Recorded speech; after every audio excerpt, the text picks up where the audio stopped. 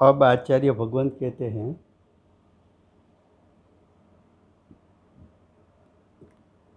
कि कौन सा लक्ष्य है जिसको ज्ञान से प्रसिद्ध किया जा सकता है।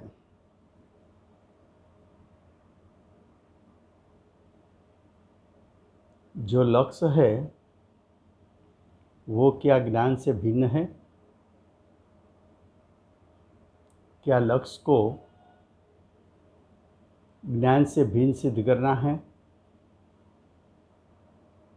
देखो उसके उत्तर से पहले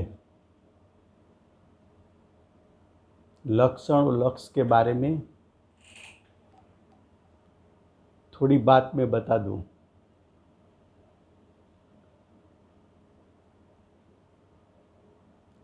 पूरे शास्त्र में शक्ति को, गुण को लक्षण बताया और आत्मा के त्रिकाल शुद्ध स्वभाव को लक्ष्य बताया।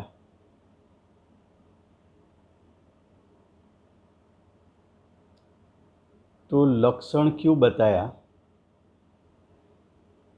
उसका उत्तर है कि लक्षण के माध्यम से लक्ष्य को ग्रहण करना है।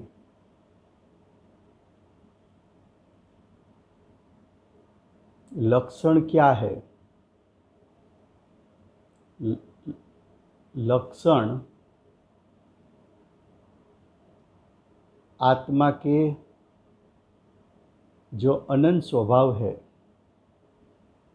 उसमें से एक एक स्वभाव लक्षण है। तो लक्ष्य क्या है? तो कि एक एक स्वभाव का भेद न करो और आत्मा अनंत शक्तियों का एकत्व है, अनंत गुणों का एकत्व है। तो आत्मा अनंत शक्ति का एकत्व है, अनंत गुणों का एकत्व है। उसको लक्ष्य कहने में आता है।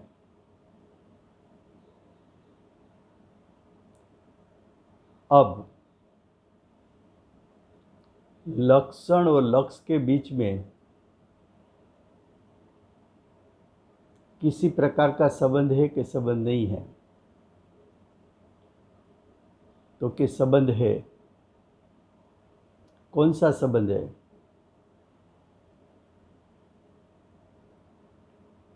तो कि लक्षण त्रिकाल होता है,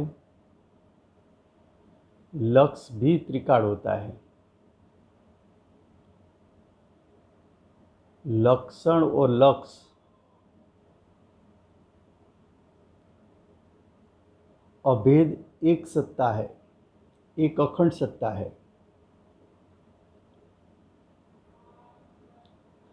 लक्षण और लक्ष्य के बीच में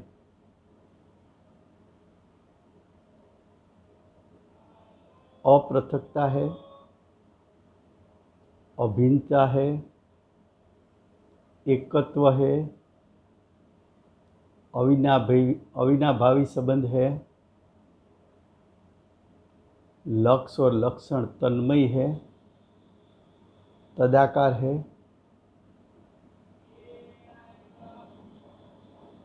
दोनों की अभिन्नता के कारण एक सत, दोनों का क्षेत्र एक, दोनों की सत्ता एक। लक्षण कैसा होना चाहिए? तो कि लक्षण निर्दोष होना चाहिए। लक्षण निर्दोष किसको कहे? तो कि लक्षण, आत्मा का लक्षण जो आप बताते हैं वो एक से अधिक द्रव्य में नहीं होना चाहिए। सिर्फ आत्मा में ही वो लक्षण होना चाहिए। लक्षण कुछ काल के लिए है, उसके पहले या उसके बाद नहीं है। लक्षण ऐसा भी नहीं होता।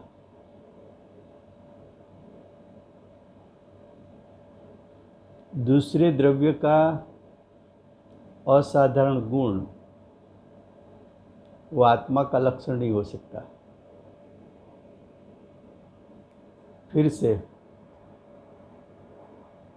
3 बात बतानी है। आत्मा का लक्षण एक से अधिक द्रव्य में है तो भी वो लक्षण दूषित है। आप आत्मा का लक्षण दिखाते हो तो वो लक्षण सिर्फ आत्मा में होना चाहिए, एक से अधिक द्रव्य में नहीं होना चाहिए। एक बात। अब दूसरी बात, आत्मा का लक्षण ऐसा होना चाहिए कि तीनों काल लागू हो जाए। वो लक्षण तीनों काल आत्मा में दिखने में आए। उसका एग्जाम्पल कि किसी ने ऐसा कहा कि आत्मा का लक्षण राग है, तो राग आत्मा का लक्षण नहीं बन सकता। क्यों? कि अर्यंत और सिद्ध पद प्रकट करेगा तो वहाँ राग तो नहीं है। तो राग अवस्था तो अज्ञान दशा में और साधक दशा में है, लेकिन परिपूर्ण दशा में नहीं है, तो राग उसका लक्षण नहीं बन सकता। ज्ञान शक्ति आत्मा का लक्षण इसलिए बन सकता है कि चाहे जीव निगोद में हो कि चाहे सिद्ध में हो, जीव संसार में हो कि मुक्त हो, जीव कर्म से बंधा हुआ हो कि कर्म से मुक्त हो, तीनों काल ज्ञान शक्ति, ज्ञान गुण, ज्ञान लक्षण उसमें दिखने में आएगा। तीसरी बात, समझ लो कि पुद्गल का गुण स्पर्श रसगंध वर्ण है, वो कभी भी आत्मा का लक्षण नहीं बन सकता। संभव ही नहीं है कि दूसरे द्रव्य के गुण शक्ति तेरे में हो। अब लक्षण और लक्ष्य की इतनी बात बताने के बाद देखिए, जो परिशिष्ट का 609 पेज चलता है,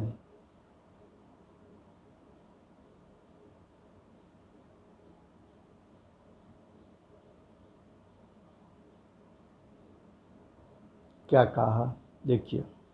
प्रश्न,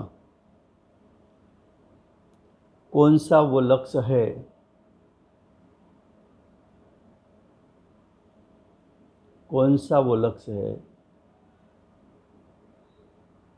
जो ज्ञान की प्रसिद्धि के द्वारा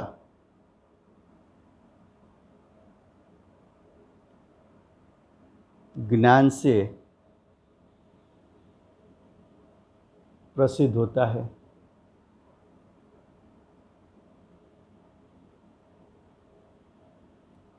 प्रश्न ऐसा है कि ज्ञान लक्षण भिन्न और लक्ष्य भिन्न। ज्ञान भिन्न यानी लक्षण भिन्न, भिन्न लक्षण से भिन्न लक्ष्य कौन सा है, ऐसा प्रश्न किया है। तो उत्तर में बताया कि ज्ञान से भिन्न लक्ष्य नहीं है, लक्षण लक्ष्य से भिन्न नहीं होता है। लक्षण लक्ष्य में अभिन्न होता है, अभेद होता है, अपृथक होता है, तन्मय होता है, तदाकार होता है।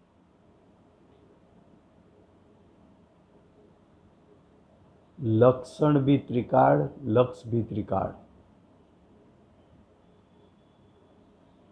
लक्षण किसको कहे? तो कि अभेद के भेद को लक्षण कहने में आता है।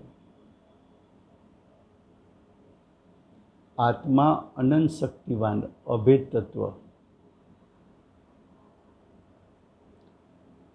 तो आत्मा की अनंत शक्ति का एक भेद ज्ञान शक्ति, वो आत्मा का आत्मा स्वभाव से अभिन्न है, अभेद है। उसके भेद को हम लक्षण कहते हैं। देखो आगे क्या कहा, क्योंकि ज्ञान और आत्मा द्रव्यपणे अभेद है।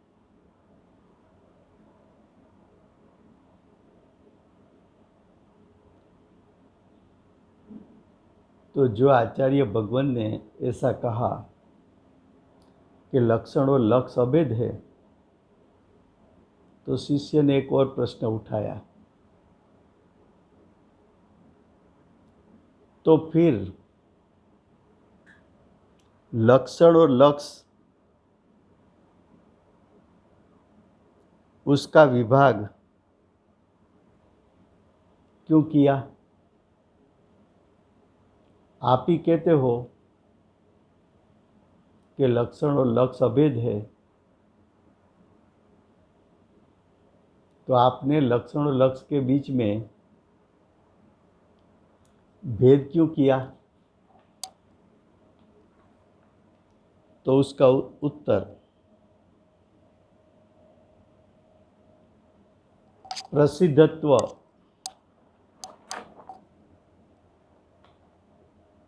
प्रसिद्धत्व का अर्थ है ज्ञान प्रसिद्ध है।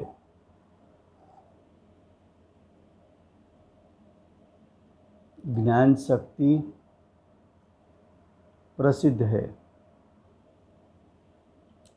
प्रसाद्य मानत्व को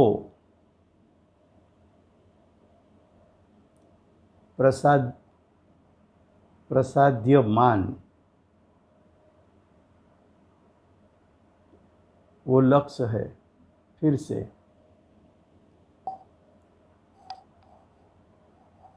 एक प्रसिद्ध है, दूसरा अप्रसिद्ध है। एक प्रसिद्ध है, जो प्रसिद्ध है उसके माध्यम से अप्रसिद्ध को प्रसिद्ध करना है।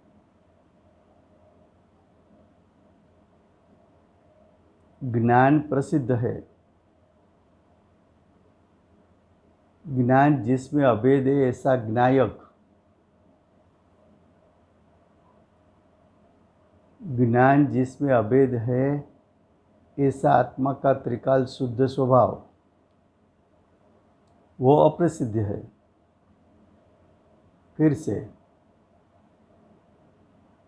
ज्ञान, ज्ञान नाम की शक्ति, ज्ञान नाम का गुण, वो प्रसिद्ध है। लेकिन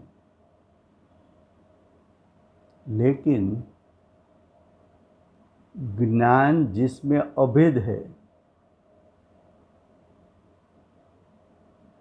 ऐसा आत्मा, वो प्रसिद्ध नहीं है।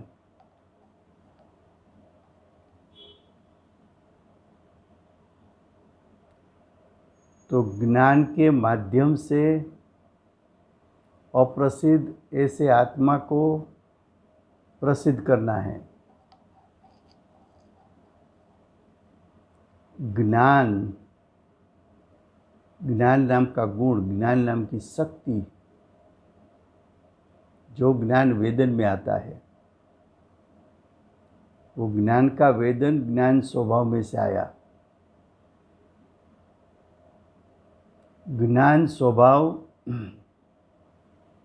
आत्मा के साथ अभेद है।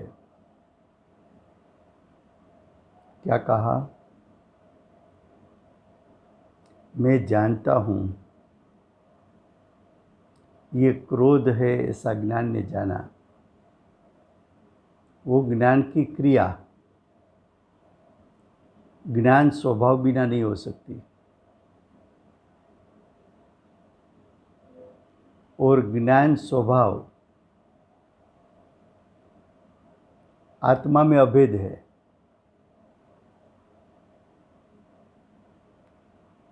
तो ज्ञान की क्रिया के माध्यम से ज्ञान स्वभाव परिचित है, प्रसिद्ध है, लेकिन ज्ञान को धरने वाला आत्मा वो अप्रसिद्ध है। उसका तूने कभी भी अनुभव नहीं किया, उसमें कभी भी तूने हूँपना नहीं किया, कभी भी आत्म स्वभाव को आत्म स्वभाव के रूप में तूने जाना नहीं है, उसका अनुभव नहीं किया, वेदन नहीं किया।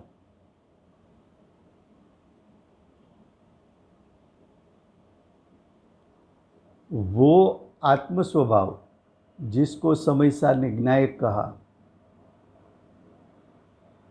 ज्ञायक अप्रसिद्ध है, ज्ञान शक्ति प्रसिद्ध है।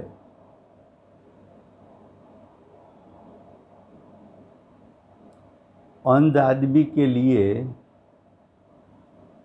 शक्कर अप्रसिद्ध है, लेकिन शक्कर का स्वाद लिया, रसगुण। रसगुण प्रसिद्ध है। क्यों? कि रसेंद्री के माध्यम से रसगुण का परिचय है। रसेंद्री के माध्यम से रसगुण को ग्रहण किया, और जो मिठास आई उससे निर्णय किया कि ये गुड़ की मिठास थी, शक्कर की मिठास थी, सेक्रिन की मिठास थी।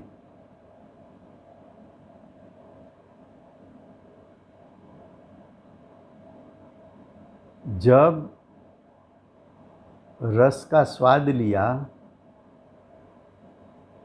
तो प्रसिद्ध हो गया कि ये गुड़ की मिठास है, गुड़ प्रसिद्ध हो गया। अंध आदमी ने कभी गुड़ देखा नहीं है। स्वाद पर से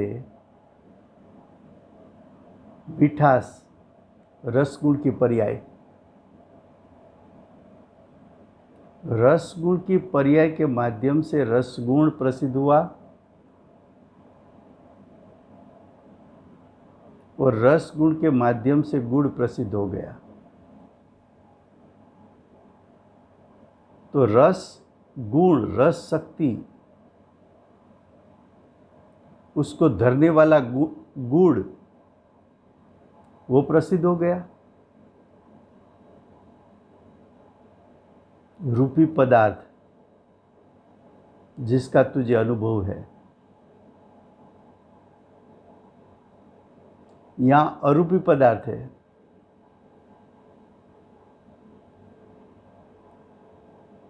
रूपी में जो न्याय युक्ति तूने लगाई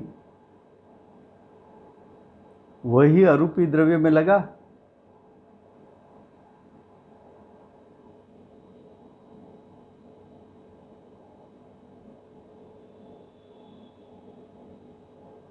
लक्षण और लक्ष्य उसका विभाग क्यों किया? तो कि लक्षण प्रसिद्ध है, लक्ष्य अप्रसिद्ध है। जो प्रसिद्ध है उसके माध्यम से अप्रसिद्ध को प्रसिद्ध करना है। जो नोन है उसके माध्यम से अननोन को ग्रहण करना है। ज्ञान शक्ति के माध्यम से ज्ञायक को ग्रहण करना है।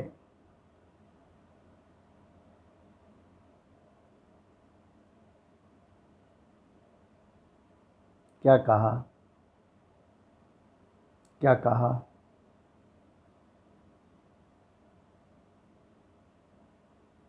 देखो, ज्ञान प्रसिद्ध है,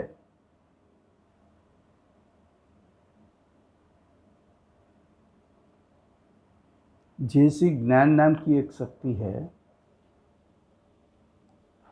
ऐसी आत्मा में अनंत शक्ति है। ज्ञान शक्ति असाधारण शक्ति है। असाधारण शक्ति का अर्थ,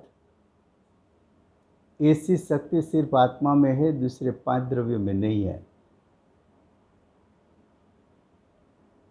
ज्ञान शक्ति की एक विशेषता है, वेदन में आ सके ऐसी शक्ति है, स्वपर का विवेक कर सके ऐसी शक्ति है। उसमें 2 प्रकार का असाधारणपना है। वेदन में भी आए और स्वपर का विवेक भी करे।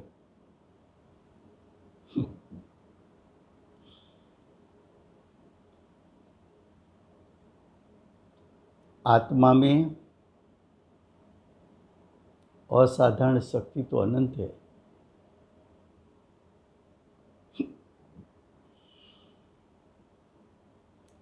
एक एक शक्ति का शक्ति रूप सामर्थ्य अनंत है। जैसा ज्ञान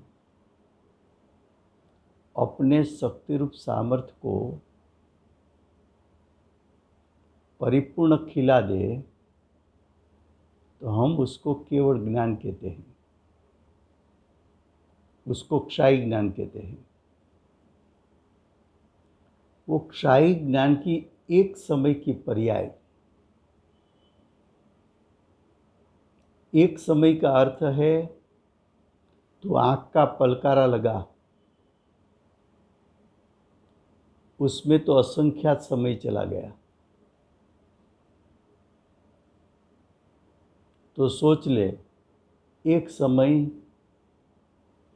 कितना छोटा काल है।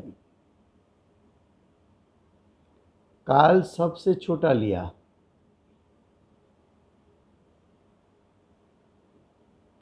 लेकिन एक समय की पर्याय ने जाना कितना।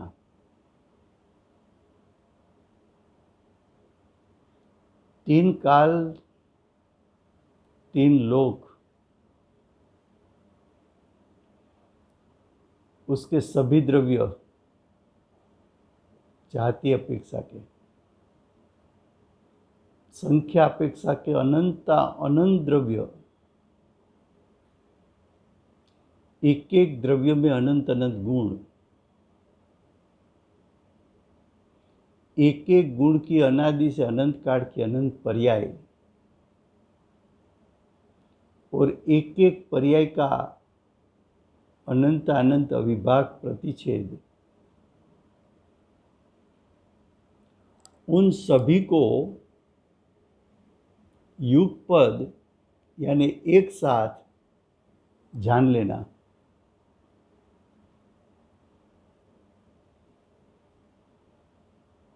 ज्ञान गुण की एक समय की पर्याय।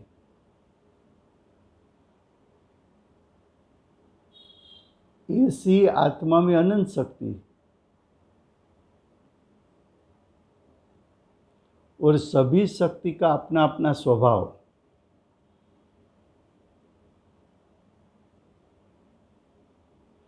और सभी शक्ति की व्यक्तता परिपूर्ण हो जाए तो एक समय में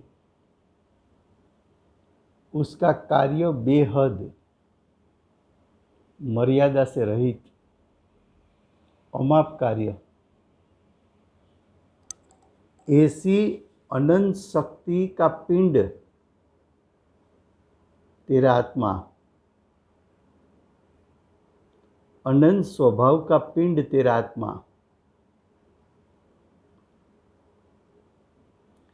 ऐसी अनंत शक्ति का पिंड जो आत्मा है, उस पर दृष्टि गिरने से उसमें ज्ञान उपयोग की स्थिरता होने से जीव को सम्यक दर्शन, सम्यक ज्ञान की प्रकटता होती है। इसलिए लक्षण के माध्यम से लक्ष्य को ग्रहण करना है। लक्ष्य क्यों ग्रहण कराने चाहते हो? लक्ष्य के पीछे क्यों पड़े हो? लक्ष्य ग्रहण करने से क्या लाभ है? तो कि लक्ष्य का ग्रहण करेगा तो एक साथ आत्मा की अनंत शक्ति शुद्धता रूप परिणमित हो जाएगी। लक्षण तेरा प्रसिद्ध है, लक्ष्य तेरा अप्रसिद्ध है। लक्षण के माध्यम से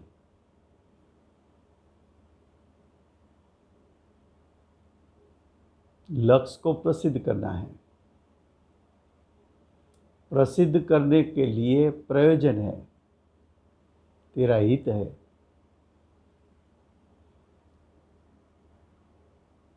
तेरा आत्मा में से शुद्धता प्रकटेगी, उस समय अनंत अनंत गुणों की शुद्धता प्रकटेगी, अनंत अनंत शक्तियों की शुद्धता प्रकटेगी। वो शुद्धता तुझे वेदन में आएगी। तेरे आत्मा के असंख्यात प्रदेश से शांति प्रकट होगी। तेरे आत्मा के सर्व क्षेत्र से सुख की लहर उठेगी। देखो क्या कहा, ज्ञान प्रसिद्ध है। पेज 610 है। ज्ञान प्रसिद्ध है क्योंकि ज्ञान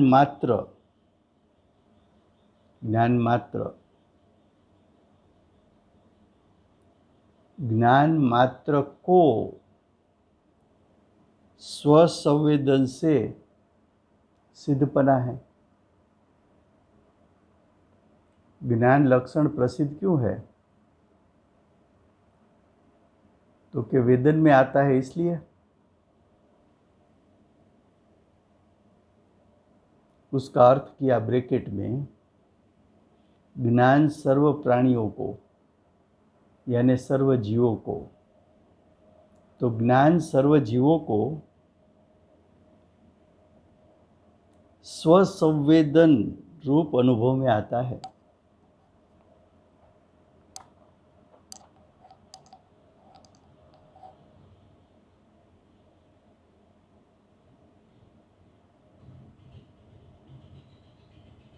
ऐसा प्रसिद्ध यानी अनुभव में आने वाला ज्ञान के द्वारा प्रसाद्यमान यानी जो अप्रसिद्ध है, ऐसा ज्ञायक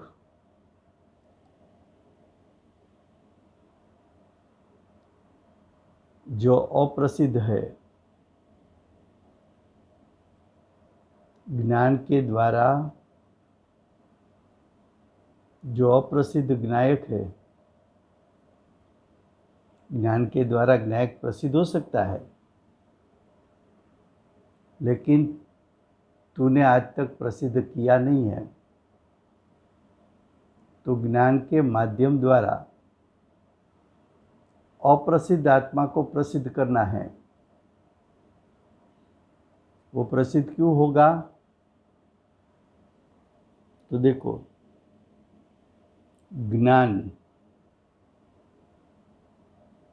ज्ञान के साथ अविनाभावी संबंध वाला ज्ञान को लक्षण कहा, लक्ष्य को अप्रसिद्ध कहा। क्या कहा?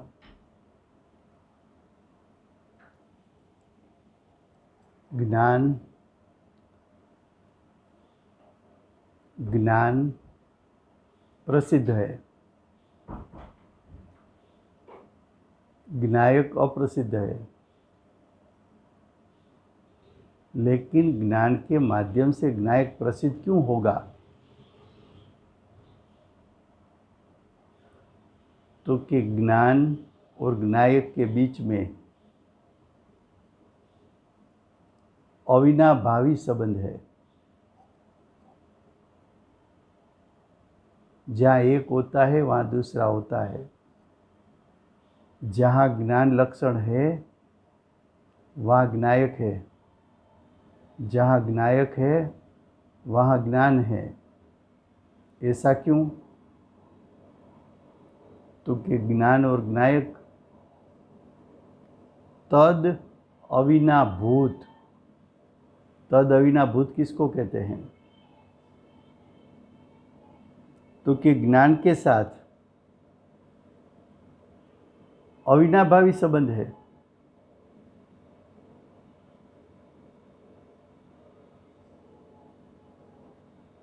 ज्ञान ज्ञायक के साथ अभेद है,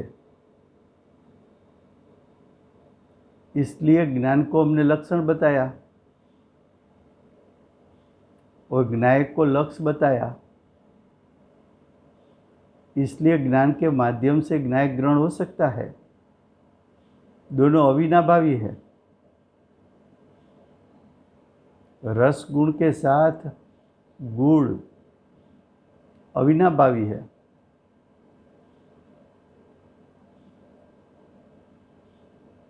तीखास के साथ मिर्ची अविनाभावी है। मिर्ची और तीखास दोनों का भिन्न नहीं कर सकते, अविनाभावी है।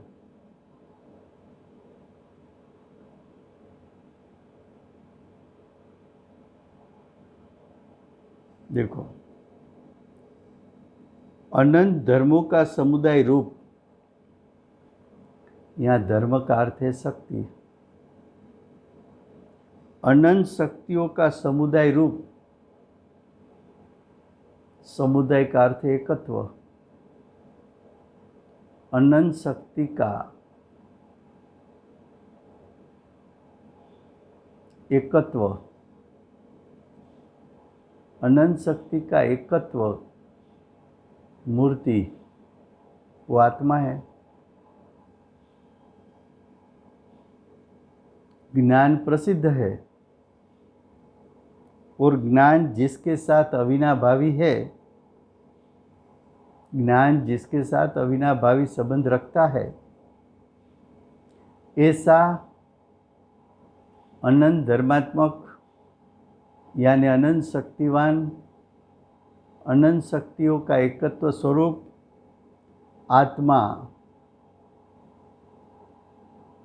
ज्ञान के माध्यम से प्रसिद्ध हो जाता है।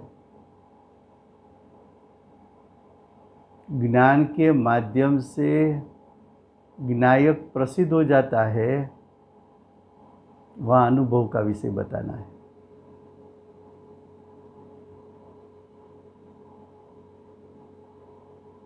घी का स्वाद कैसा?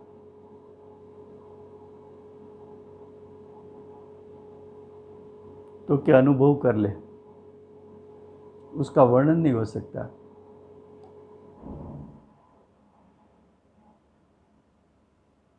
ज्ञान के माध्यम से ज्ञायक का अनुभव कर ले।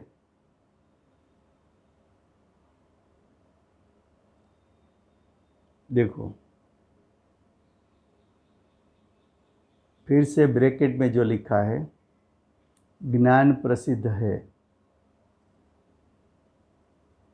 उसका अर्थ लक्षण प्रसिद्ध है। और ज्ञान के साथ जिसको अविनाभावी संबंध है,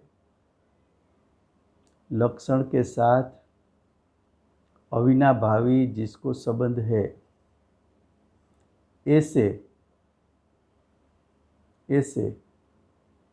ज्ञान के साथ, लक्षण के साथ जिसको अविनाभावी संबंध है, ऐसे अनंत धर्मात्मक समुदाय स्वरूप, एकत्व स्वरूप, अनंत शक्ति का एकत्व स्वरूप आत्मा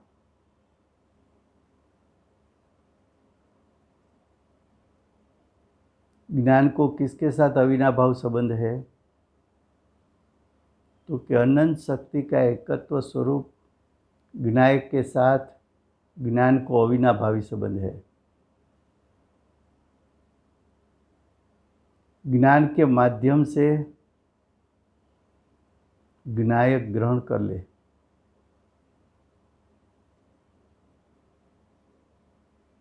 जो ज्ञायक अप्रसिद्ध है, वो प्रसिद्ध लक्षण के माध्यम से अप्रसिद्ध भी प्रसिद्ध हो जाएगा। प्रसिद्ध क्यों हो जाएगा, उसका कारण दिया कि प्रसिद्ध ऐसा ज्ञान और अप्रसिद्ध ऐसा ज्ञायक, प्रसिद्ध ऐसा ज्ञान, अप्रसिद्ध ऐसा ज्ञायक, दोनों के बीच में एकत्व है। क्या है? एकत्व है।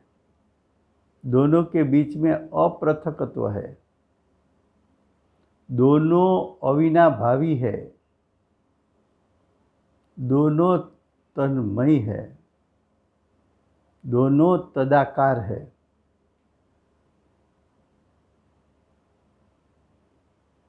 ज्ञान ज्ञायक को प्रसिद्ध करेगा, ज्ञान ज्ञायक को जाहिर करेगा, ज्ञान ज्ञायक की विद्यमानता स्वीकार कराएगा। ज्ञान से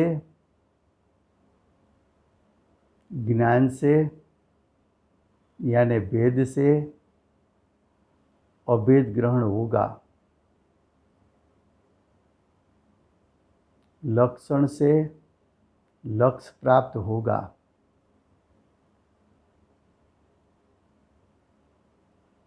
इसलिए तो पूरे शास्त्र में ज्ञानते आत्मा, ज्ञानते आत्मा, ज्ञानते आत्मा कुंकुदाचार्य देव ने कहा। ज्ञान ज्ञायक में अभेद है, ज्ञान ज्ञायक का ही भेद है। ज्ञान ही अभेद ज्ञायक का एक भेद है। जो अभेद का भेद है वो ज्ञायक को ग्रहण करा सकता है।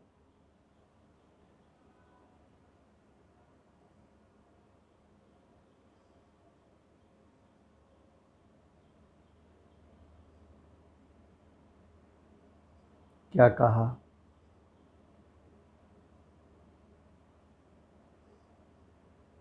क्या कहा? फिर से ये बात मुख्य है शक्ति प्रकरण में।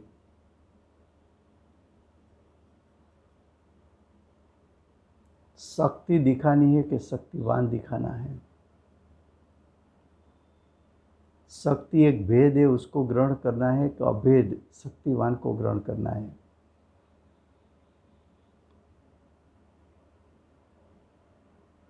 तो ऐसा प्रश्न आएगा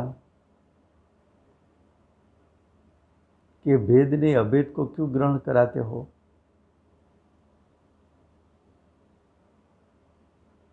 तो कि तुझे संसार का नाश करना है,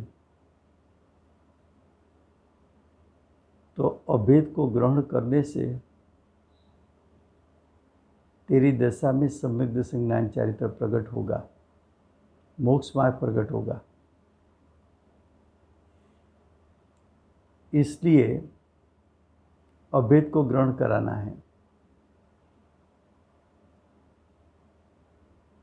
अनादिकाल से पर का संग किया, पर का लक्ष्य किया, उसका फल तो चार गति आया।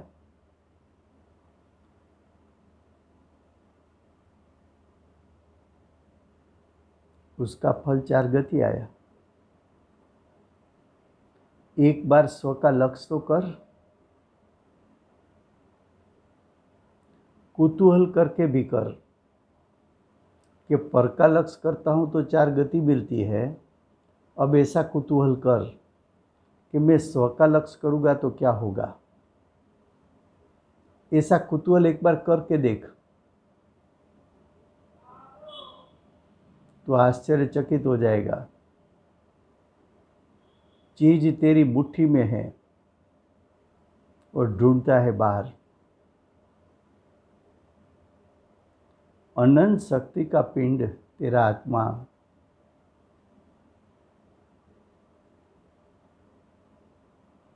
तू पामर नहीं है। अनंत लक्ष्मी का तू अधिपति है। तेरे में अनंत शक्ति भरी पड़ी है।